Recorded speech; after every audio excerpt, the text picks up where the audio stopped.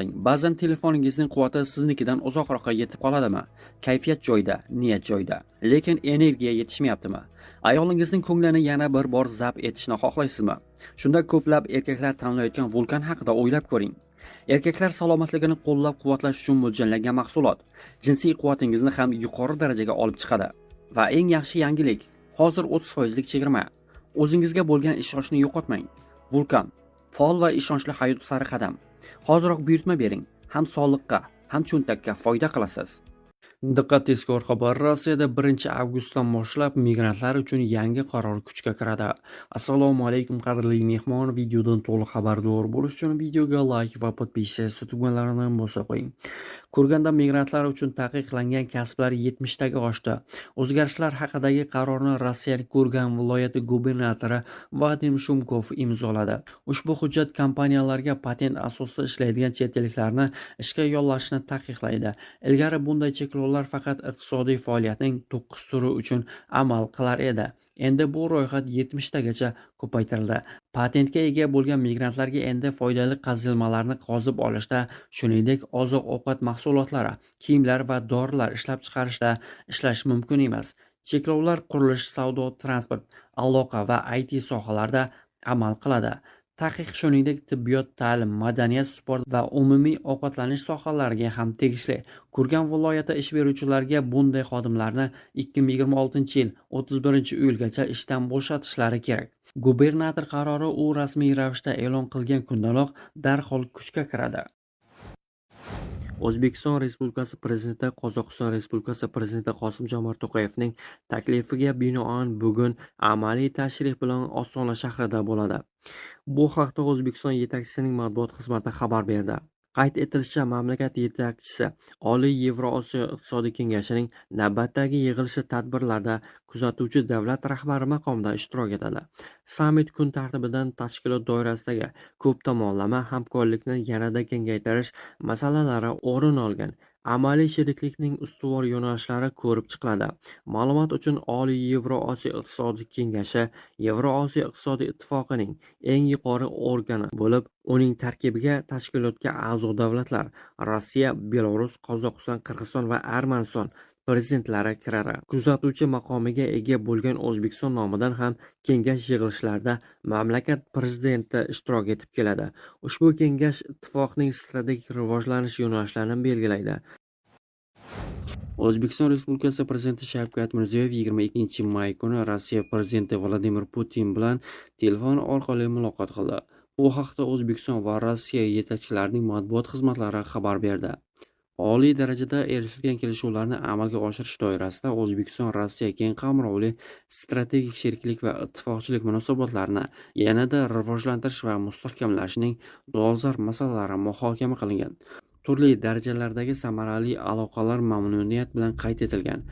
Parlamentlararo ishbilarmonlik va madaniy-gumanitar almashinuvlar faol rivojlanmoqda.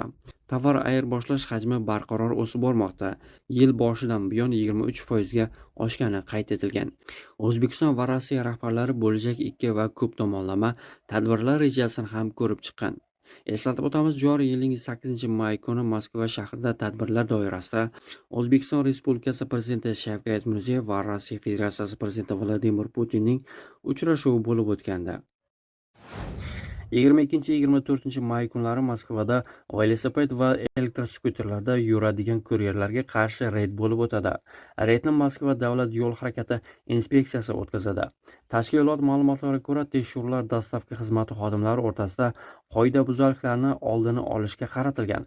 Alohida e'tibor quyidagilarga qaratiladi: qizil svetofordan o'tish, piyodalar o'tish joylarida harakatlanish, yo'laklarda yo'l harakati qoidalarini buzish, piyodalar yaqinida xavfli haydash, shuningdek kuryerlarga aks ettiruvchi elementlarga ega himoya vositalarini kiyish va yo'l harakati belgilari, svetoforlarga rioya qilish eslatiladi.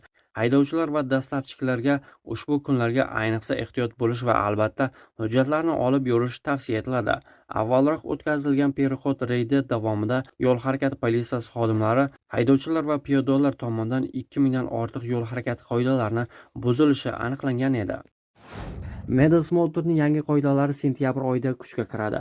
Rossiya migrantlarning tibbiy ko'riklari haqidagi ma'lumotlarni uzatish qoidalarini o'zgartirdi.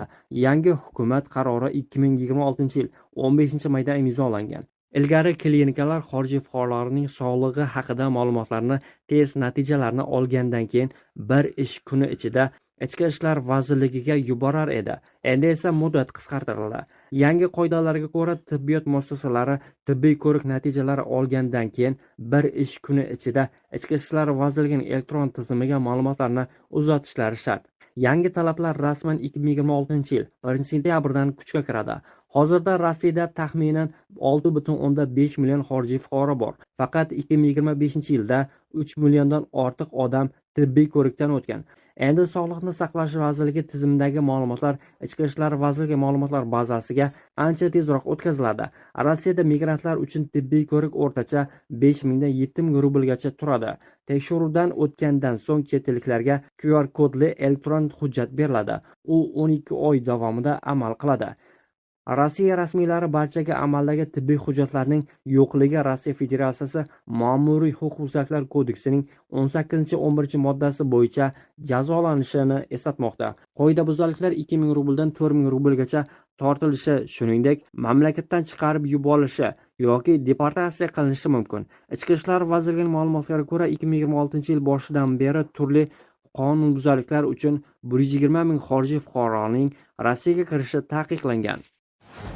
Agar siz birinchi marta Moskvaga yoki Moskva viloyatiga ishlash uchun kelayotgan bo'lsangiz, migratsion hisobga qo'yish to'g'risida qog'ozdan tayyorlangan xabarnoma rasmiylashtirish shart emas.